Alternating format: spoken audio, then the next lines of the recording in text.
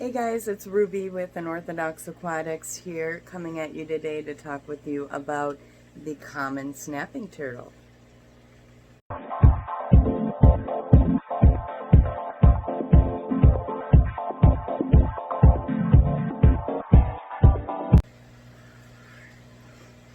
So, I acquired a hatchling this past week while doing my last video at my friend's house, taking her goldfish out of her pond.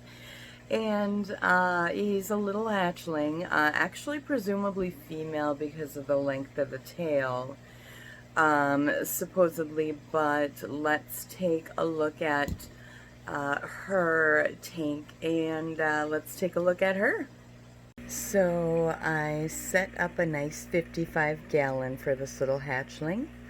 Lots of wood and rocks, some frog bit, and hiding spots, as well as places to come out of the water, though they are mostly aquatic aside from time they spend on land. They either eat, lay eggs, or travel on land. So here she is. She's about the size of a 50-cent piece. These guys are found throughout US and Canada, though as far east, believe it or not, as Italy and Japan. It eats little rosies or worms or vegetation like this when it's small. I have rosies in there right now, and I offer it worms and insects as well. These guys are super durable and muscular, with super long necks, otherwise referred to as serpentina for their species, and a carapace, which is that ridged shell, the ridge and span of the top of the shell on its back. These guys actually are pretty elusive. They hide in rocky and wooded areas. Near the shore they'll reside, in fallen brush or weedy areas, rocky areas. And these guys can get up to around 20 inches in length, and they grow all their lives, surprisingly.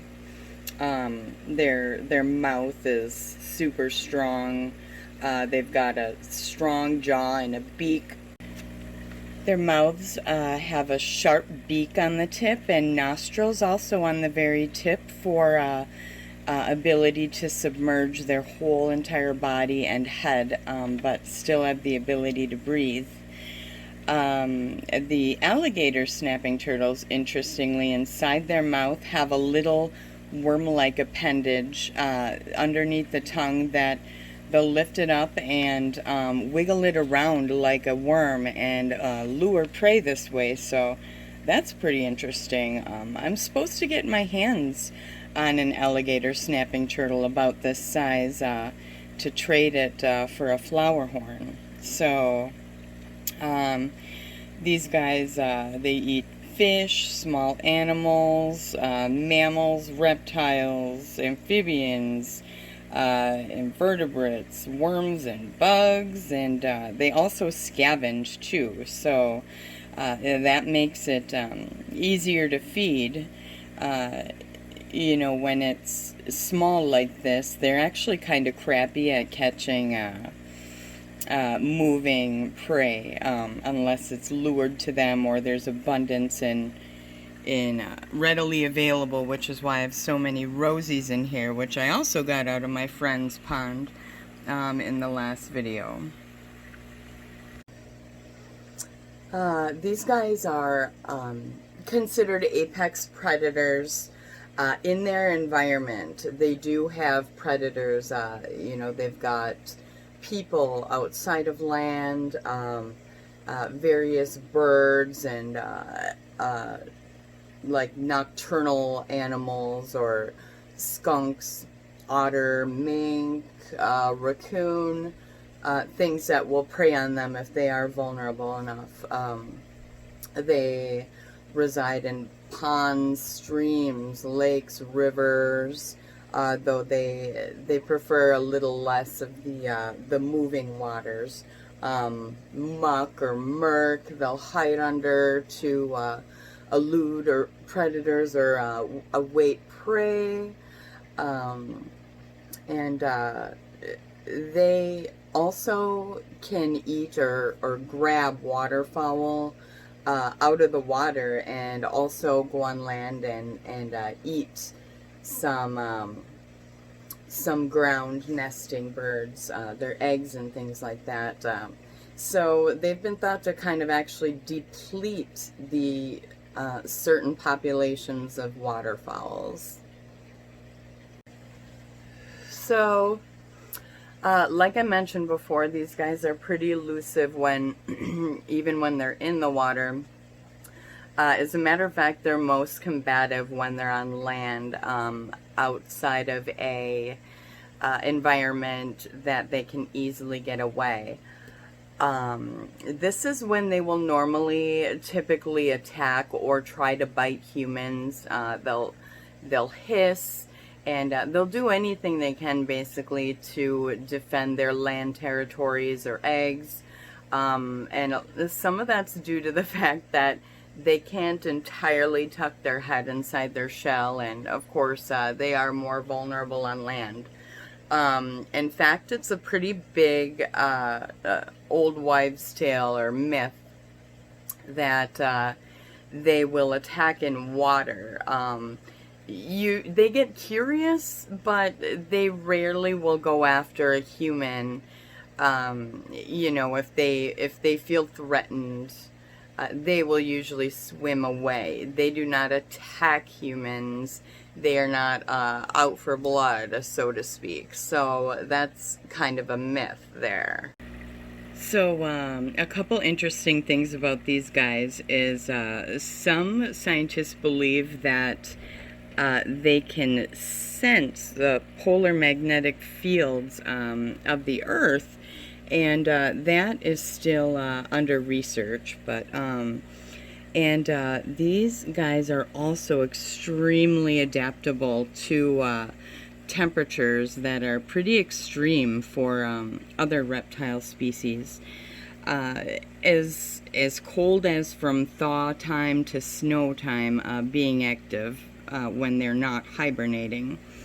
Not all of them hibernate for that reason, but if they do remain active over the winter, such as under ice and things like that, they can use something called extrapulmonary respiration, where this is outside of breathing oxygenated air, but it is like an exchange of gases in the mouth and throat.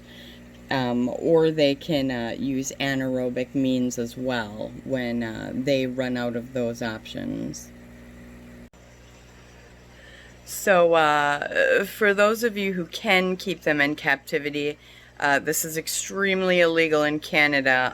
They are protected. So, but in the U.S., in most places, you can keep them without a problem. They are readily available to buy online on some websites. So, but let's take a look at the habitat a little more closely and go over a little bit of a proper tank setup for keeping these guys. So, as you guys can see, I have plenty of river rocks and stones, as well as I've got some bricks and some concrete slabs I picked up from a home store, a piece of floating wood that will hopefully sink eventually, and other little pieces of decor. They do not require a heater, and like I was talking about with the extreme temperatures, they can readily adapt in most cases. So I have this tank equipped with a sponge filter, and depending on the bio load of the turtle itself and the rosy minnows, I may add extra filtration. So it's nice to keep plenty of food readily available. And not much is needed for these guys, actually, besides a good, a well set up habitat. And they do not need a heat lamp for basking or anything. They barely even bask in the wild, besides when they want to get up, look around, breathe, explore, but they do not require heat. They are not desert reptiles. So,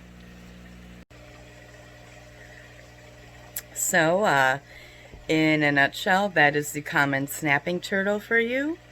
Care and info. I would like to thank you guys for stopping by and watching. Please subscribe if you'd like. And again, this has been Ruby with Unorthodox Aquatics. You guys have a good night. Bye.